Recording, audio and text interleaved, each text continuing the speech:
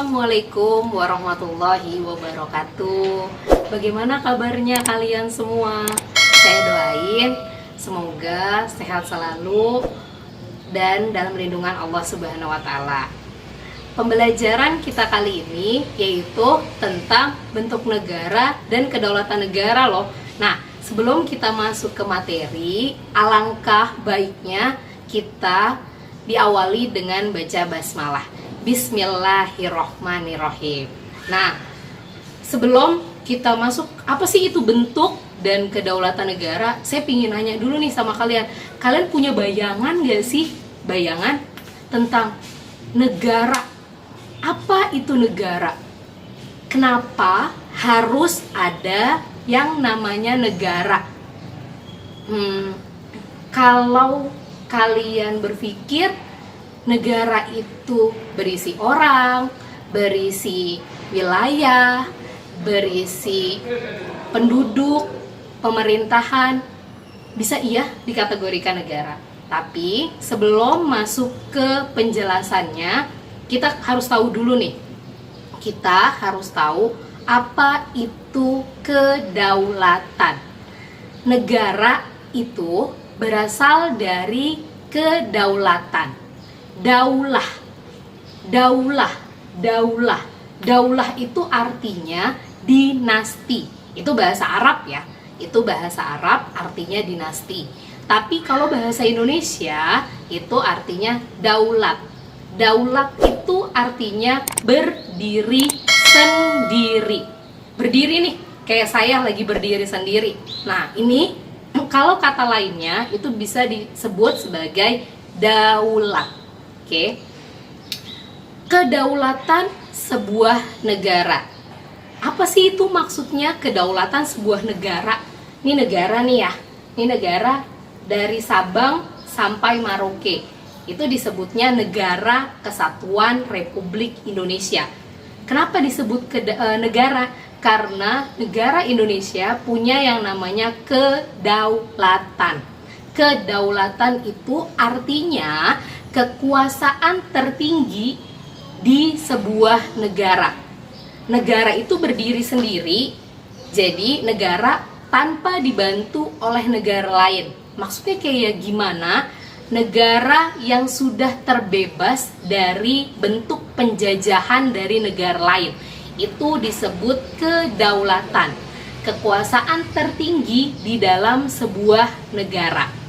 Oke. Sampai sini itu mengenai kedaulatan. Tapi teori-teori kedaulatan itu banyak banget kalau kalian tahu ya. Teori kedaulatan itu banyak.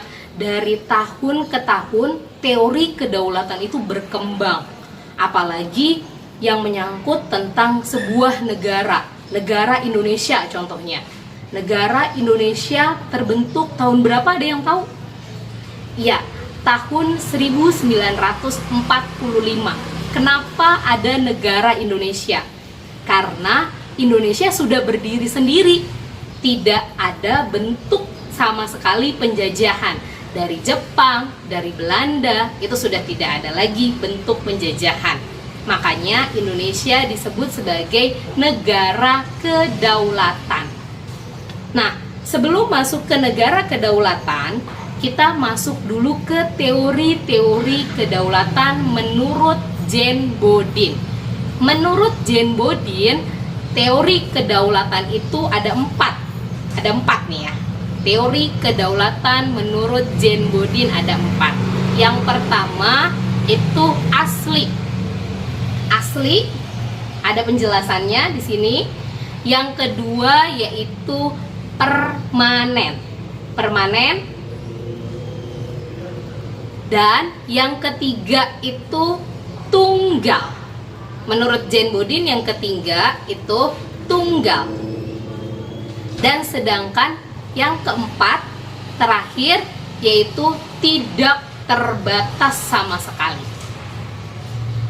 Jadi ada 4 sifat menurut Jane Bodin. Asli, permanen, tunggal, tidak terbatas. Nah, sedangkan yang kita pakai. Gimana sih kalau Indonesia itu apakah memakai 4 sifat kedaulatan? Iya, Indonesia jelas memakai 4 sifat kedaulatan. Nah, nggak cuman teori kedaulatan doang, kita bahas mengenai teori-teori kedaulatan yang berkembang di seluruh dunia. Bayangin dong, di seluruh dunia ternyata banyak teori-teori kedaulatan. Oke, kalau kalian berpikir, apakah sama teori kedaulatan negara Indonesia, negara Malaysia, negara Amerika Serikat, negara Prancis? Apakah sama? Nggak sama. Teori setiap negara itu mereka berbeda-beda sesuai dengan sejarahnya mereka. Teori kedaulatan itu dibagi menjadi 4. Teori kedaulatan Tuhan, teori kedaulatan raja, teori kedaulatan negara, dan teori kedaulatan rakyat. Ada 4 teori kedaulatan. Ya, diingat-ingat, ada 4 teori kedaulatan. Teori kedaulatan Tuhan itu apa sih? Teori kedaulatan Tuhan, teori yang kedaulatan tersebut dipegang oleh pendeta atau paus sebagai wakil Tuhan di dunia. Nah, negara yang memakai teori kedaulatan Tuhan itu hanya satu untuk yang sekarang. Siapa? Negara mana itu? Negara Vatikan. Ya. Terus teori kedaulatan yang kedua, teori kedaulatan raja, di mana kedaulatan tertinggi dipegang oleh raja atau ratu. Negaranya kalian pasti tahu ya, negara mana? Ada negara Inggris, ada negara Arab Saudi, dan ada negara Brunei salah satunya. Dan teori kedaulatan yang ketiga yaitu teori kedaulatan negara. Teori kedaulatan negara yaitu di mana kekuasaan tertinggi dipegang oleh pemerintahan di negara tersebut.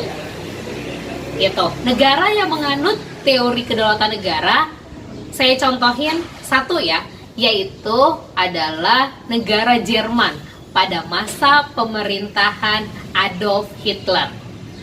Oke, itu 3 teori kedaulatan negara. Satu lagi yang mesti kalian tahu, yaitu teori kedaulatan rakyat. People change, artinya rakyat gitu. Masyarakat yang memimpin sebuah negara. Masyarakat yang menjabat sebagai pemerintahan. Jadi bukan raja, bukan ratu, tapi rakyat yang memimpin sebuah pemerintahan. Siapa negaranya? Pasti tahu ya, negara Indonesia jelas. Terus ada negara Amerika Serikat, dan ada negara-negara lainnya. Ada Korea Selatan. Karena banyak di dunia itu negara yang memakai teori kedaulatan rakyat. Oke? Sampai sini paham ya? Semoga saya harap kalian pada paham mengenai teori kedaulatan tersebut.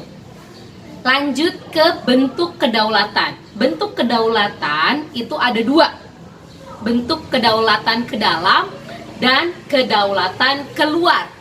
2 teori dari bentuk kedaulatan. Ke dalam artinya apa sih kedaulatan ke dalam? Ke dalam itu artinya negara berhak mengatur apa yang ada di dalam negaranya.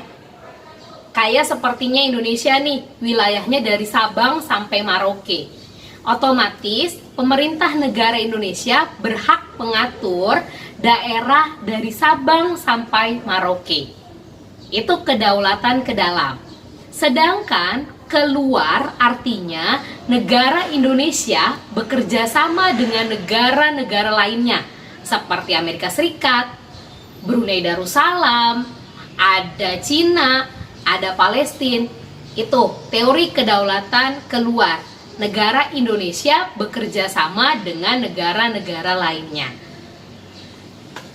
Itulah penjelasan mengenai bentuk dan kedaulatan negara yang ada di dunia. Demikian penjelasan yang dapat saya sampaikan. Terima kasih untuk hari ini. Kita akhiri ya. Wassalamualaikum warahmatullahi wabarakatuh.